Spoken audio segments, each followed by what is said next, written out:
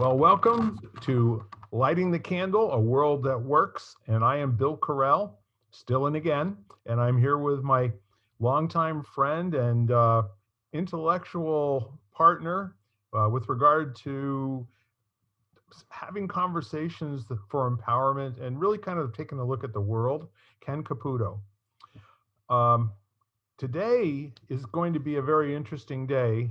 I'm deciding that right now as I am speaking. And I feel a challenge out in the world, having talked to a few people, studied some things. And I'm kind of wondering where we are right now in the life cycle of cultures. You know what I'm saying? Mm-hmm. So if you and I were to step back and use our knowledge and our study and all of those sorts of things that come to play when we're talking about the definition of words, what if we kind of rose up to 30,000 feet and took a look at what's going on in the world right now, more or less from a system standpoint? You know how you and I can separate ourselves from the conversation about what's happening and look for what's happening, right? So that's what I'm thinking. And I'm hoping that this will resonate with some folks out there that are feeling a little trapped or stuck, because there are some things in terms of conversations that don't make an awful lot of sense until you look for how they make sense for the people that are having those conversations.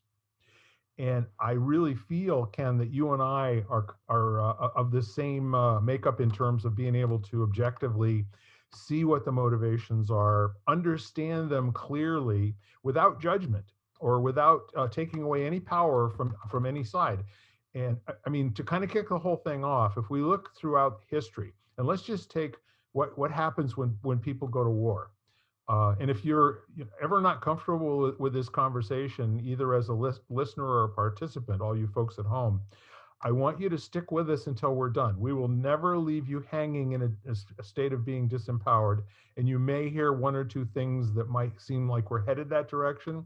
I'm laying that out there as a caveat in advance, and our intention will be everyone's in good shape when we say goodbye. Make sense? Okay. So let's take a look at, for example, one of the most famous conflicts in the history of the world, the Civil War. And I don't care what the conversations were, but can you picture anybody in the world being willing to get up from their dinner table and go put on a uniform, either gray or blue, and being willing to shoot at and be shot at by their brothers from the same dinner table? Would this be an example of somebody who was clearly in the wrong on either side? Or would this be a very good example of what human beings do when they very strongly believe in particular things? So if we look at how cultures operate and the systems that get created out of a structured set of beliefs that are both bought and sold on a daily basis by whomever, to a point where folks are willing to take action and are willing to lose their lives and take lives over it. I wanted to put it in this framework right now because all conflict comes from, in my opinion, it comes from a lack of understanding and a lack of willingness to understand. With that said, I can think of times in my lifetime, especially in the 1990s, when I thought we were making some progress in a lot of different areas in terms of people being socially conscious of each other, being socially adept, being willing to take things back, if there was some damage done in their conversations, and being willing to listen to explanations. If you want to think about the Canfields, and Coveys, and all of the folks that were telling us how you get along with other people is you develop these very powerful habits. And those habits come from empathy. They come from a willingness to not only learn and be curious, but an intense desire to have something work exponentially compared to winning and losing and compromising. Make sense? Mm-hmm. So I think we can spend a little bit more time, kind of setting the table here. And we've got the whole notion of old thought and new thought. And I'm going to define that for the purposes of of buying, you buying into what I'm saying so we can talk about these two definitions, is old thought would have been what we would have known as empiricism. It would have been, and not like an empire, but like all knowledge is built on the knowledge that came before. So that how you build on a thought, how you actually get to the point where you are inventing, is that you stand on the shoulders of the work that's been done by people before you. That takes us into the mid 1800s, when lots of people were writing about new things, the unseen and the feelings side of things, and all of the psychological work that went on, with all the different schools of learning. And then all the conversations having to do with what is going on in the universe, and what is energy, and what are all of these things in relation to you and me, with regard to all of us and all of it. So that distinguishes the two. We love going back and quoting Marcus Aurelius, or we love going back and quoting Caesar. We love going back and quoting people from the 14, 15, and 1600s.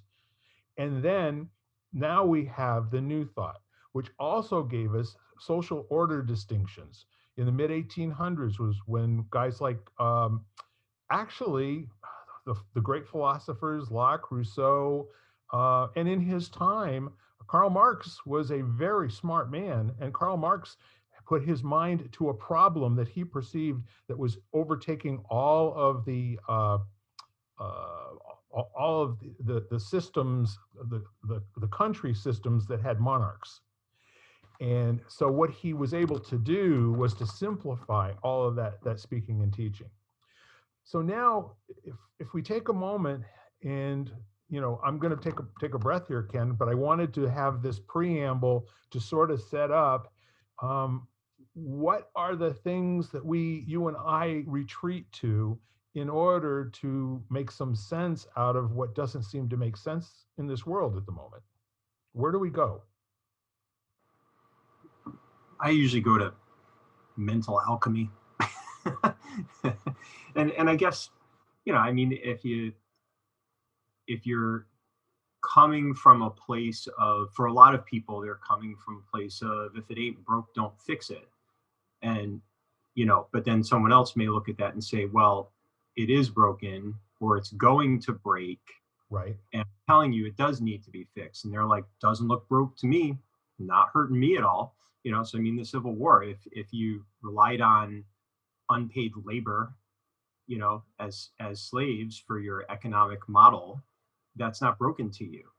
So, and if that's what you've learned generationally, you don't see a problem. So now someone else is coming along and they're making a problem for you that you don't feel is a problem. So there's like this essential disagreement, and especially if you have a shorter term, or your center of gravity is more around like a me and mine, it's you get yours, I'm going to get mine.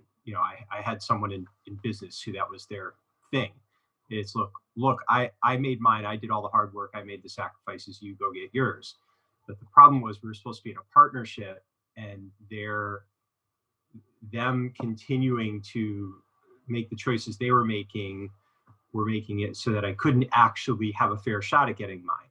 So eventually we agreed to disagree, dissolve the partnership so that I could go do my own thing, And so I guess it was sort of a civil war. We had both been working towards the same thing, but we agreed on, from my view, something was broken and needed to be fixed. And from his view, it was working great for him. So, and, so now if you have this argument, or this disagreement, where you have two people who see things through their own lens, and they just get more firm and louder about their specific lens, you're going to end up with more growing tension, and it's going to escalate to something, whatever that may be. So I always like the idea of mental alchemy, and that's, I don't have to let go of anything that I've learned, experienced, know, or believe. But at the same time, what I do need to know is, can I allow new information in, genuinely let new information in, and then allow that to mix with what I do know and see if something new comes out of it. So, but that can be very scary and intimidating, and we're seeing a lot of that right now. Don't teach my kids something I don't think they should learn. Don't, expose me to things I disagree with or don't believe in or that feel threatening to me. So there's barriers that get in the way. So, and all those things are going to lead to what we're having, increasing polarization and doubling down on what you know with people that believe like you believe. And there's not going to be any room for any new understanding. It's just, I don't think it's broke. I think it's broke. Well, I don't think it's broken. I'm not seeing it broke from my perspective. So the heck with you. I don't care what you think. Well, I don't care what you think because it's broken. It needs to be fixed, whether you want it fixed or not. And, and now they all argue and they make the empiricism fit whatever their interpretation of it is. So they read the data in a way, right? Arguing for the sake of arguing, not arguing about what's going on, but arguing for the sake of arguing. I think it's broke. I don't think it's broke. What are you talking about? There's no definition of what broke is, right? But it's the Hatfields and the McCoys and the old, what was it? The REO Speedwagon. I've forgotten what we started fighting for. And all of this stuff is just what we do. That's the system that we built. This is how we behave. Feels unnatural if you're not, coming after each other that way in many people's choice of existence. Now, as you're saying, did you have more? No, I think that I kind of meandered far enough down that path. Well, the whole point is that a lot of energy goes into not communicating. It's absolutely exhausting for people to behave in that fashion. And if you kind of dive in and look under the hood a little bit as to why do people do stuff like that? Well, they make decisions about the, how conversation or any attempt to be in conversation with somebody who you consider to be a superior intellect, have better arguments. They always seem to win, Why? Because they use facts and stuff like that. That's no fair, especially when two people are having a sentiment versus factual conversation, because there's three different ways that you and I can talk to each other, and we integrate all of them. And most people know that, I don't know, up to 90% of your communication is nonverbal. And that's very powerful for some people to understand. And it also, that understanding allows people the opportunity to not feel like they have to defend every sentence that they disagree with in the middle of somebody trying to distinguish what they're talking about. So when you're in a situation where there's a lack of common understanding, and in the South, what they would tell you is, we're not going to have those people up north who have no idea how we live or what we want to do, because how many people were actually landowners in the South? And do you know how many people were actually wealthy in the South? Damn few.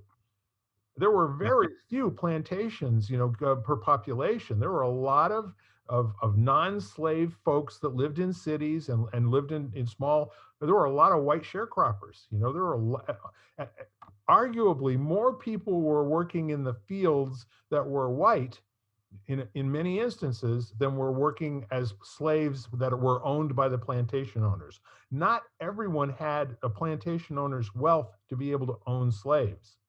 So all of this coming down to, like, this was the reason the Civil War was fought, or that was the reason the Civil War was fought.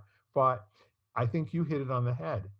It's broke, it ain't broke. And those were the two disagreements if you sort it all down to the bottom. And neither side was either able to understand the language or understand the feeling or understand the just the historical how it's always been. And whenever